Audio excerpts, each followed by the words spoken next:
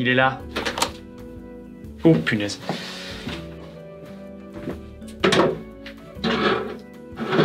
Je suis un peu bas.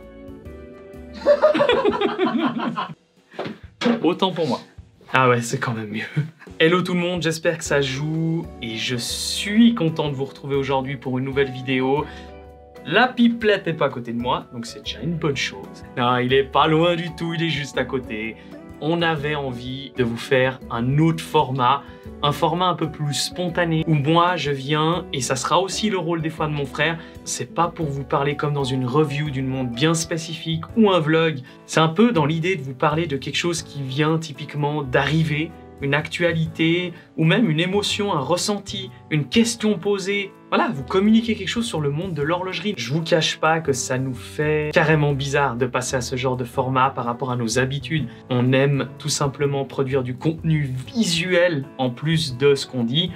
Et là, on va vraiment être ensemble pendant quelques minutes. Et moi, j'ai décidé justement d'introduire ce nouveau format par répondre à quelques questions que vous nous avez posées sur YouTube. De ma part, c'est tout à fait volontaire de ne pas citer à chaque fois les pseudos des gens qui ont envoyé les questions. Pas vous cacher, c'est bien plus simple pour moi. On va commencer avec la première question. Belle présentation comme d'hab, merci, ça fait plaisir. Cette Seiko me fait très envie. Petite question, avez-vous su pourquoi Seiko a omis de mettre le nom Alpiniste sur le cadran? Ah bah tu fais référence à notre dernière vidéo sur la Seiko Alpiniste.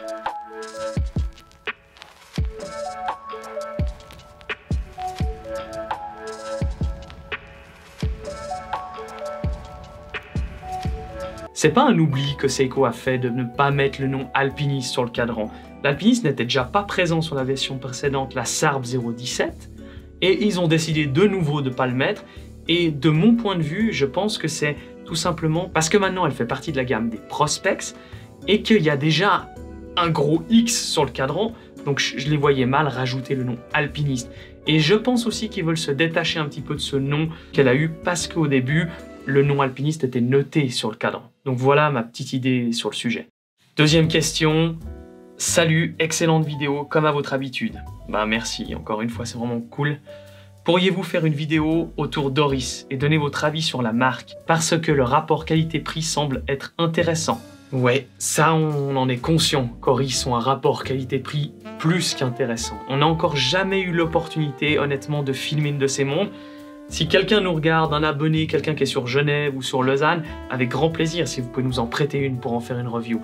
Je vais pas m'attarder plus que ça à vous répondre parce que tout simplement c'est des montres que je connais très peu, mais le peu de fois que mon frère ou moi on s'est intéressé à quelques modèles, notamment les modèles pilotes, c'est clair que le rapport qualité-prix par rapport à sa finition, par rapport à son mouvement, en moyenne à 2000 francs suisses, ça a l'air d'être un sacré rapport qualité-prix. Et ça me fait penser un peu à Seiko, une montre qu'on a énormément fait de reviews déjà à l'heure actuelle sur notre chaîne. Ouais, on se réjouit d'en faire une review sur une Oris, ça va arriver bientôt, j'en suis sûr. Vu la qualité de Grand Seiko, comment expliquer le fait que la marque soit sous-cotée? Super vidéo en passant. Merci beaucoup pour tous ces commentaires positifs, vous vous rendez pas compte à quel point ça nous fait plaisir, étant donné qu'on bosse énormément pour ces vidéos. Ça nous donne vraiment l'envie de continuer, d'aller d'avant. C'est une sacrément bonne question. Pourquoi Seiko est sous-coté? J'essaie de savoir ce que tu veux dire par là. Est-ce que c'est sous-coté, tu parles à la revente d'occasion?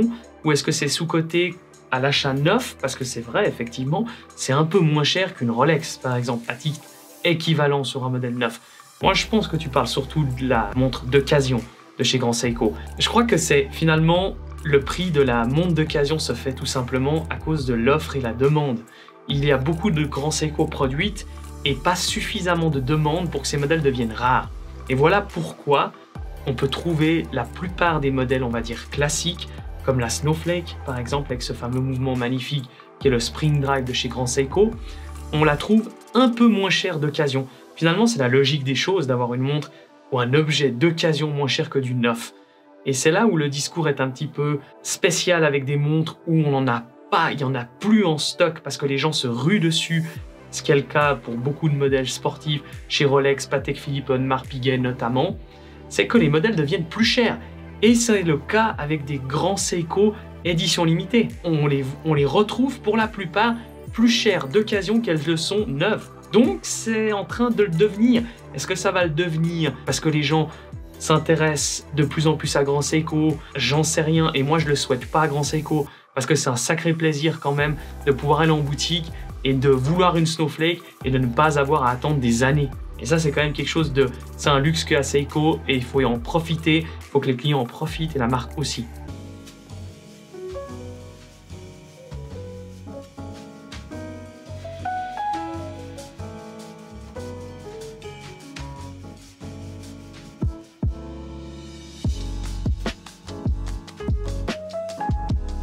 Ah, et pour terminer, une question. Alors là, je vais bien galérer à vous répondre parce que c'est pas facile. Je me lance. Très jolie montre, je vous laisse savoir la différence entre Seiko et Grand Seiko. Ok, bon.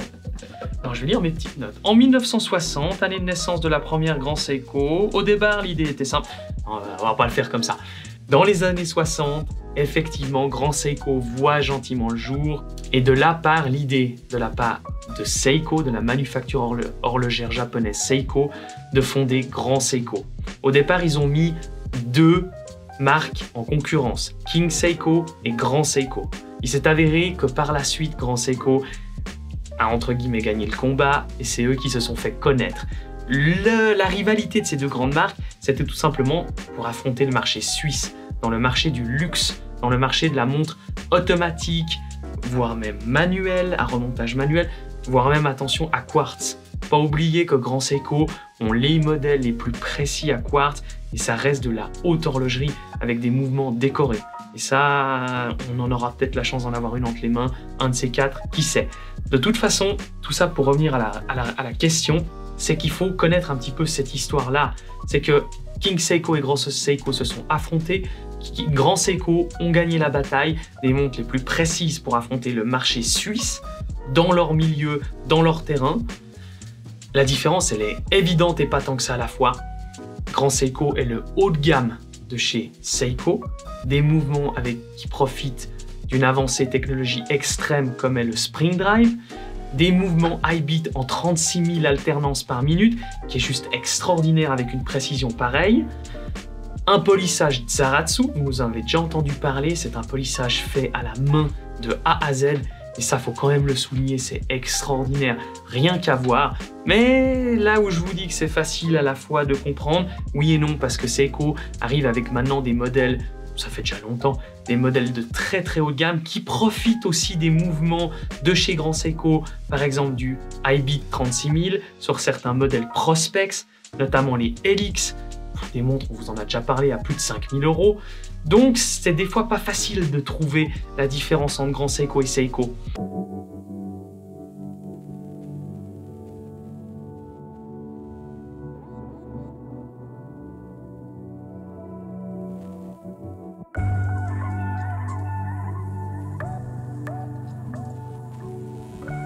Grand Seiko est pour moi de la haute horlogerie japonaise et Seiko est pour moi de la grande horlogerie japonaise. Et si vous voulez aller encore dans le plus haut, eh ben, il y a Credor et peut-être qu'on aura la chance de vous en parler. On a choisi pour ce nouveau format de commencer par questions et réponses des commentaires que vous avez fait sur YouTube, car ils sont de plus en plus nombreux et ça nous fait plaisir de vous répondre, ça c'est clair. Mais ne vous inquiétez pas, on va aborder des sujets bien plus complexes, on va débattre de choses aussi très intéressantes. Moi, je me réjouis de vous retrouver sur une prochaine vidéo de ce type de format pour vous parler d'autres choses. Et en attendant, n'oubliez pas de liker, de commenter si ça vous a plu. Qu'est-ce que vous avez envie d'entendre sur ce format? Parce qu'il y a plein d'idées, on peut aller très loin. Et comme d'habitude, je garde le slogan parce qu'il nous va si bien. N'oubliez pas, soyez à l'heure.